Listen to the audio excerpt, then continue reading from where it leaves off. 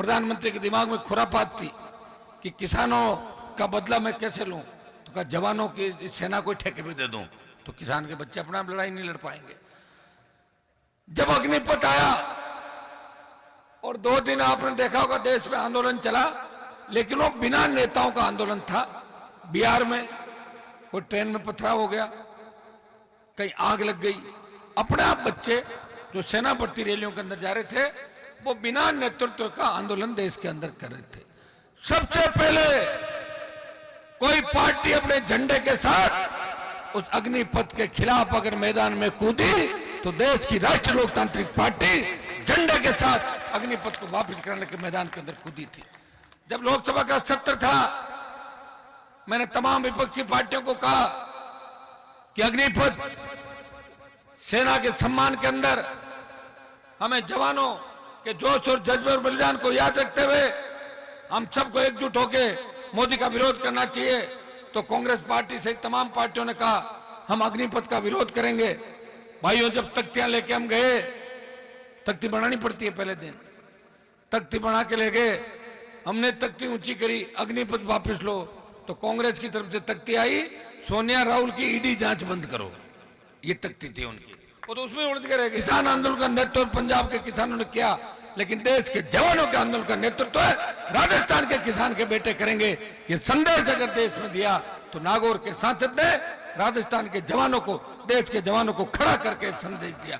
भाइयों, लोकसभा के अंदर चाहे ईआरसीपी का मामला हो, यमुना का जल राजस्थान का हिस्सा, यमुना का जल राजस्थान के अंदर आए, शेखावाटी अंचल हरा भरा हो, या सिंचाई का पानी आए, पीने का मीठा पानी इस इलाके के अंदर जब बच गए, झुंझुनू सीकर के इलाके, तो टकटकी लगा के देख रहे हैं कि नेताओं ने कितनी बार वोट लिए, नहर आएगी नहर आएगी, पानी तो आंखों का ही सूख गया लोगों का, नहर आई नहीं, न तो मारवाड़ के अंदर आई, उन्हें शेखावाटी के अंदर आई।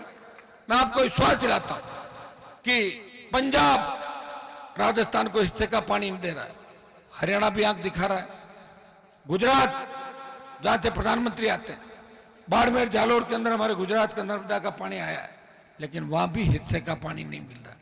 राजस्थान के तमाम लंबित मुद्दों की पैरोकारी 5 साल के अंदर अगर किसी ने की, राजस्थान का हक मांगा, बढ़ती महंगाई के खिलाफ लोकसभा में ताल ठोकी, और एनडीए में रहते हुए मोदी सरकार के खिलाफ अगर कोई बोला, नागौर का सांसद था जिसने राजस्थान की ईआरसीपी सहित तमाम लंबित मुद्दों को पूरा करने की बात की, राजस्थान को विशेष राज्य का दर्जा मिले।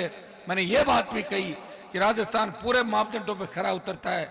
हमारा राजस्थान जहां चंबल के भीड़, अरावली की पर्वतमालाएं, ट्राइबल बेल्ट और बाड़मेर जैसलमेर के दौरे हैं, वहां पिलानी राजगढ़ का इलाका भी है। छात्र संघ के चुनाव बंद हो गए, चूंकि मैं राजस्थान विद्यालय का अध्यक्ष था और हमेशा छात्रों और नौजवानों की पैरोकारी मैंने करी। बच्चे मेरे पास आए, 2 ही संगठन है राजस्थान के अंदर बड़े, बीजेपी का विद्यार्थी परिषद और कांग्रेस का एनएसयूआई संगठन, लेकिन मेरे लिए बच्चे एनएसयूआई एबीवीपी के अलावा मुझे खुद को अलग से आइकन के रूप में मानते हैं। उन्होंने कहा भाई साहब, अगर आप यूनिवर्सिटी में आ जाओ, हमारा जो धरना चल रहा है, अरे बच्चों बैठ जाओ, आप इधर उधर मत सरको, एक बार है ना, बैठो तो एक बार, बदलाव कर लिया तुमने, है ना। बच्चे बोले कि विश्वविद्यालय के अंदर आओ, और आप अगर आओगे तो छात्र चुनाव की घोषणा हो जाएगी। मैंने कहा मैं आऊंगा तो मैं पूरी लड़ाई में ही लड़ूंगा, मेरी आदत है, मैं आके खाली भाषण देके नहीं जाता, और लड़ाई को अपनी लड़ाई बना लेता हूं जहां भी मैं जाता हूं। आपने हमेशा इतिहास उठा के देखना, जहां मुझे बुलाया मैं गया, उसको मैंने मेरे हिसाब से अपने ऊपर लिया। मैं विश्वविद्यालय के अंदर गया और मैंने कहा कि जितने भी हमारे पूर्व अध्यक्ष है विश्वविद्यालय के, कई बीजेपी में मंत्री रहे, कई कांग्रेस में मंत्री है अभी भी, कई दिल्ली में मंत्री रहे, सबको बुला लो, सबको बुला के और बिना झंडे का एक मंच और बिना झंडे का आंदोलन हम करें, सरकार से छात्र संघ चुनाव कराने की अपील करें। तो कल दोबारा बैठक बुला लो, 3 दिन बाद फिर बुलाया, कोई नहीं आया, मैं ही आया, और या कोई 1-2 ऐसे आए जो भागने वाले थे बीच में, वो जरूर एक आध व्यक्ति वहां दिखे थे। तीसरी बार जब प्रेस कॉन्फ्रेंस करी, सबको बुलाया, कोई नहीं आया। 1 महीना जो हमारा सबसे महत्वपूर्ण समय था चुनाव का, हर व्यक्ति लोकतंत्र के अंदर जो पार्टियां बना के चलते हैं, वो चुनाव के समय अपनी पार्टी को चुनाव के मैदान के अंदर उतारते हैं और अपने संघर्ष की गाथा गा के और अपनी ये भी बात कहते हैं कि हमने आपके लिए किया, वो किया, आप हमारे साथ रहे। भाइयों, उस एक महीने के समय के अंदर, अगस्त के समय के अंदर, सितंबर के समय के अंदर, एक महीना राजस्थान के तमाम इलाकों के अंदर घूम के छात्रों को मजबूत करके जयपुर के विद्यानगर स्टेडियम के अंदर बड़ी छात्रों की रैली करी और 2.5 घंटे बरसात आई और उस बरसात में 2.5 घंटे तक कोई भीगा, वो आपका भाई था जो इन छात्रों के साथ भीग रहा था। तो निकम्मी नकारा सरकार को और बीजेपी को चुनौती दे रहा था कि तुम मिले हुए हो, और कांग्रेस बीजेपी ने यही काम किया और यह तय किया था कि अगर छात्र संघ चुनाव हो गए और उसमें तीसरी ताकत जीत गई, निर्दलीय जीत गए, तो चुनाव के समय माहौल खराब हो जाएगा, इन्हें चुनाव बंद करा दो। वैसे चुनाव बंद जैसे ही है, लिंग दो कमेटी के बाद अध्यक्षों के पास कोई ताकत नहीं। पहले दिन जुलूस निकाल लो, छोटा मोटा इंस्पेक्टर जुलूस निकलवा देते हैं, उसके बाद कॉलेज में जाओ और एग्जाम हो जाते हैं, अपने घर चले जाओ। अब कोई संघर्ष तो कर नहीं सकते। लिंग दो कमेटी की आड़ के अंदर किस तरह हमें कमजोर किया गया आप भी जानते हैं। लेकिन मैंने कहा छात्र संघ हमारी लोकतंत्र की पहली सीढ़ी है जिसके माध्यम से मजबूत नेतृत्व तैयार हो सकता है, और ज्यादातर देश में किसान के बेटे छात्र संघों के माध्यम से ऊपर तक गए। मैं आपको उदाहरण दे रहा हूं कि प्रयास अगर किसी ने किया, मैंने किया।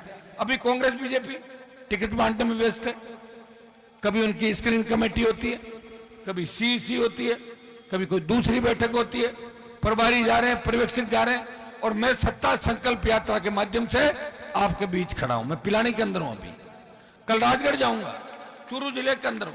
लगातार पिछले कई दिनों से इस राजस्थान के अंदर आपको अपनी ताकत याद दिला रहा हूं, किसानों को अपनी ताकत याद दिला रहा हूं, किसान के बेटों को अपनी शक्ति याद दिला के मैं चाहता हूं कि सत्ता का संकल्प लेके निकले और व्यवस्था बदल दें राजस्थान के अंदर। और व्यवस्था बदलने के लिए आपको किसी की आवश्यकता नहीं। आपका जब मन हुआ था तो आपने बीजेपी को हरा के पिछली बार मैं एमएलए बदल दिया था ना पिलाने में, क्या नाम था उसका, अब कौन बना, तो किसने बनाया, अरे आपने तो बनाया, हाँ तो फिर बदल दिया ना। हाँ तो मैं कह रहा हूं आपके आरएलपी का बना दो, वोट ही तो डालना और क्या करना।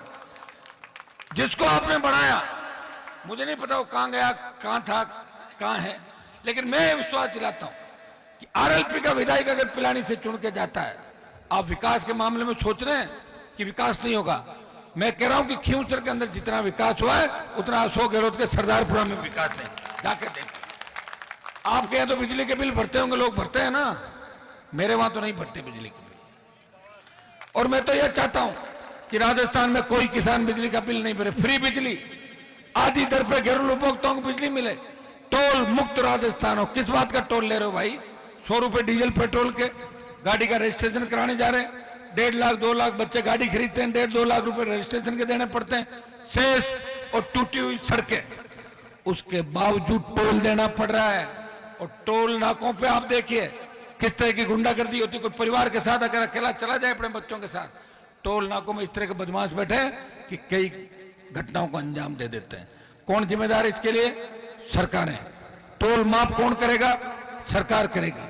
हमारी पिछली जब हुंकार रैलियां हुई थी, भाइयों थोड़ा सा पीछे लेके जाऊंगा आपको, इस देश के अंदर कर्ज माफी के आंदोलन को अगर हवा किसी ने दी, अब कह रहे ना कर्जा माफ कर दो, कर्जा माफ कर दो, उस कर्ज माफी के आंदोलन को हवा अगर किसी ने दी तो नागौर के अंदर जब मैंने पहली बार हुंकार भरी थी, 5 लाख लोग 2016 के अंदर नागौर के अंदर आए थे, 5 लाख लोग। और उसके बाद बाड़मेर की जो दूसरी हुंकार थी, 7 लाख लोग बाड़मेर पहुंचे थे। और बीकानेर जब हम गए, उससे पहले डरी हुई वसुंधरा सरकार ने यहाँ 50,000 नौकरियां, स्टेट हाईवे टोल फ्री और आपका 5 हॉर्स की बिजली फ्री करी थी। और नागौर बाड़मेर की हुंकार रैलियों के बाद मंदसौर मध्य प्रदेश में किसानों ने बड़ा आंदोलन किया, कर्ज माफी को लेके सीने पे गोलियां खाई और कर्ज माफी के आंदोलन को देश के अंदर हवा मिली। तो राजस्थान के किसानों के आंदोलन के बदौलत कर्ज माफी के आंदोलन को देश के अंदर हवा मिली थी। यह सही है कि कर्जा माफ नहीं हुआ, लेकिन बात तो चली, बात चली, कर्जा माफ भी होगा, बात चल जानी चाहिए लोकतंत्र के अंदर। बात अगर चलेगी, जैसे महिला आरक्षण की बात चली, ठीक है, प्रधानमंत्री जी ने लोगों को बेवकूफ बना दिया, ये सही बात है, लेकिन लागू तो होगा कभी न कभी। जब आनंद फानंद में सत्र बुलाया, हमने सोचा पता नहीं क्या करेंगे, आज का आज ऐसा कौन सा बिल लाएंगे। फिर जब बिल लाए और बिल पढ़ा, बिल पढ़ने के 2 घंटे बाद लोगों को समझ में आया कि बिल्कुल ही बेवकूफ बना दिया देश की जनता को। उसमें यह लिख दिया कि पहले जनगणना होगी, फिर जो डिलिमिटेशन है फ्रीज किया हुआ वो डिलिमिटेशन खत्म होगा, और उसके बाद महिला आरक्षण होगा। तो 1952 में 2052 होगा कि 37 होगा, 42 होगा, कुछ भी नहीं लिखा हुआ उसके अंदर। इस तरह देश की जनता को बेवकूफ बनाने का कोई काम कर सकते हैं तो प्रधानमंत्री जी 543 सांसदों की आंखों में पट्टी बांध के और बिल लाके थमा दिया, और लोगों ने बिल पे भाषण भी दे दिए, और बाद में पता लगा कौन सा बिल है, बिल था ही नहीं, झूठ का पिटारा लोकसभा के अंदर लेके आए। इसलिए ले आए कि लोगों को जान बंटवा दो। लोग, किसान, अग्निपथ, महंगाई, चाइना ठोक रहा हमारे को, आतंकवाद बढ़ रहा है, साजिश बढ़ रही है, काबू में नहीं आ रहा प्रधानमंत्री से। सिर्फ आप देखोगे फायदा किनका हो रहा है, गुजरात के सेठों का। बाकी देश के अंदर जितने भी धन्ना सेठ थे सर्कले इधर उधर, सिर्फ हर जगह। मैं गुजरात हमारा भाई, कोई अलग राज्य नहीं, लेकिन पूरा पूरा गुजरात को दे दोगे तो बाकी लोग क्या करेंगे, ये बताओ आप मुझे। कितना ज्यादा इन्होंने इस तरह हैक कर लिया सिस्टम को। मैंने कैबिनेट मंत्रियों को देखा दिल्ली के अंदर, मैं तो एनडीए का सदस्य था, बैठ जाता था, जो बड़े मंत्री जिनका बड़ा नाम, आप सोचते फलान जी बहुत बड़े मंत्री है, और प्रधानमंत्री की इच्छा के बिना उनके बगल में नहीं बैठ सकते, जब आंख से इशारा करते हैं बैठो तभी बैठते। ये स्थिति है देश के अंदर कैबिनेट मंत्रियों की। ये स्थिति प्रदेश के अंदर आप देख लें, प्रदेश में क्या हो रहा है। प्रदेश में मिलाजुली का खेल। जो बात 2009 में मैं कह रहा था कि गहलोत वसुंधरा मिले में मिलकर राजस्थान को लूट रहे, एक सांपनाथ है दूसरा नागनाथ है, ये हालात राजस्थान के अंदर है। तो अशोक गहलोत ने खुद बोला कि मेरी सरकार वसुंधरा ने बचाई। एक मिनट रुको, प्लीज। अशोक गहलोत ने बोला कि मेरी जब सरकार गिर रही थी तो वसुंधरा ने मेरी सरकार बचाई। तो इससे ज्यादा मिलाजुली का क्या खेल हो सकता है, बताओ मुझे। मैं तो जो कह रहा हूं वो कर रहा हूं, और ये सही बात है। लोग चाहे आरोप प्रत्यारोप लगा लें, लेकिन हनुमान बेनीवाल की पार्टी छोटी जरूर होगी, उसका एक ही सांसद होगा, लेकिन देश में चर्चा चलती है कि आरएलपी पार्टी ने एनडीए का हिस्सा है और ने तथाकथित आईएनडीए का हिस्सा है, वो अकेली देश के अंदर लड़ रही है, वो जवान और किसान की पार्टी। भाइयों, इस प्रदेश के अंदर चाहे पेपर लीक की घटनाएं हुई, चाहे एग्जाम रद्द कराने की बात हुई, कहीं गैंगरेप की घटनाएं हो गई, आदिवासी युवती को निर्वस्त्र करने के घुमाने की घटना हुई, थानागाजी के दलित युवती का वीडियो वायरल हुआ, उन तमाम जगहों पे जब बजरी माफिया के आतंक से राजस्थान करा उठा, उस बजरी माफिया को फुर करने का काम किया, उसकी दुकान को ताला लगाया, तो नागौर के सांसद ने उस बजरी माफिया को घर बिठाया। और तमाम जगह लोकसभा के अंदर अगर किसी दलित को इसलिए मार दिया कि उसके बेटे ने मटकी का हाथ लगा लिया, कि इस दलित की हत्या इसलिए कर दी कि वो मूंछ नहीं रख सकता, अगर इन मामलों को लेकर लोकसभा के अंदर मजबूती से दलितों की पैरवी करी, ओबीसी की पैरवी करी, गरीब लोगों को अधिकार कैसे मिले, जुडिशरी में हमारे जज कैसे बने, ये बात लोकसभा के अंदर कहने की हिम्मत किसी के अंदर है तो नागौर के सांसद ने हमेशा किसान और जवानों की पैरोकारी करी और राजस्थान को आगे बढ़ाने का प्रयास किया, और उसी का परिणाम है कि आप लोग दोनों हाथों से आशीर्वाद दे रहे हो। मैं आपको विश्वास दिलाता हूं, मेरे तो सत्ता पीछे पीछे भाग रही थी। अगर मुझे यही शौक होता तो 3 में मंत्री बन जाता, 3, 8, 13, 18 रोज पाड़ा बदलता, मंत्री बनते लोग पाड़ा ही बदल रहे, और क्या कर रहे हैं लोग। राजनीति में क्यों आते हैं, व्यापार करने के लिए, सेवा करने के लिए तो कोई नहीं आ रहा, और सेवा करने के लिए कोई आ रहा है तो मेरे साथ आओ, मना कौन कर रहा है। मैं तो चाहता हूं कि हर जिले में हनुमान बेनीवाल की तरह एक मजबूत आदमी हो जाए, तो किसान और जवानों की तरफ कोई देख नहीं सकता, कोई आपका गलत चालान मोटरसाइकिल का नहीं बना सकता। कोई व्यक्ति अगर चोरी हो जाए और उसकी चोरी पुलिस इसलिए बरामद नहीं करे कि पुलिस को चोर लेन देन 10 लाख की चोरी हो गई, पूरे जीवन की कमाई 10 लाख की चोरी हो जाती है, पुलिस 1 लाख रुपए बरामद करती है, 2 लाख खुद रख लेती है, 3 और 7 लाख चोर खा जाता है। और बाद में चक्कर लगाता रहता, पुलिस कहती क्या करें, उसको तो जैसी कर दिया हमने, वापिस पीछे थोड़ी लेंगे, अरे ज्यादा थोड़ी पीटेंगे, मर गया तो जेल कौन जाएगी, बात समाप्त। हमें इस राजस्थान को बचाना है, बेमुक्त अपराध मुक्त राजस्थान करना है। डिग्री से पहले रोजगार की गारंटी, कर्ज मुक्त किसान, सशक्त लोकायुक्त जिसके अंदर मुख्यमंत्री के खिलाफ भी कार्रवाई करने का अधिकार लोकायुक्त को हो। हम चाहते हैं कि रात को 12 बजे हमारी बहन बेटियां सड़क पे ऐसे निकले जैसे घर के आंगन के अंदर घूम रही हो। अगर यह व्यवस्था आप राजस्थान के अंदर चाहते हो तो सत्ता संकल्प व्यवस्था परिवर्तन इस बार राष्ट्रीय लोकतांत्रिक पार्टी का साथ दें। इस देश में जब भी चर्चा चली पार्लियामेंट के अंदर, हरियाणा, यूपी, बिहार, पंजाब, यहाँ के एमपी रोज मेरे से लड़ते रहते हैं। वो कहते हैं कि यार आपके वहां कहां पार्टी बन जाएगी, आपके यहाँ तो दो ही पार्टी है, कांग्रेस और बीजेपी, एक रोटी है, एक बार इधर से उसको सेकते हो और एक बार उधर से सेकते हो, पार्टी बनी नहीं सकती। एक व्यक्ति ने पार्टी बनाई, उसका चिन्ह चला गया था बोतल का टायर पे, भारतीय जनता पार्टी के 24 को लाद के दिल्ली पटक के आया और वापिस आपके बीच आया और बोतल छीन के लाया। बोतल का चिन्ह वापिस बड़ी मुश्किल से मिला मुझे, और इस बोतल के चिन्ह को 10 साल के लिए रिजर्व करवा दिया किसान के बेटों के लिए, झंडा भी दे दिया, डंडा भी दे दिया। ये झंडा तो आपका है पहली बार। हरियाणा, यूपी के किसान नेताओं के हम नारे लगाते थे, ये सही है, उन्होंने अच्छे काम किए होंगे पुराने जमाने के अंदर, लेकिन उनके पीछे औलादे कैसी आप भी जानते हो सारी सारी।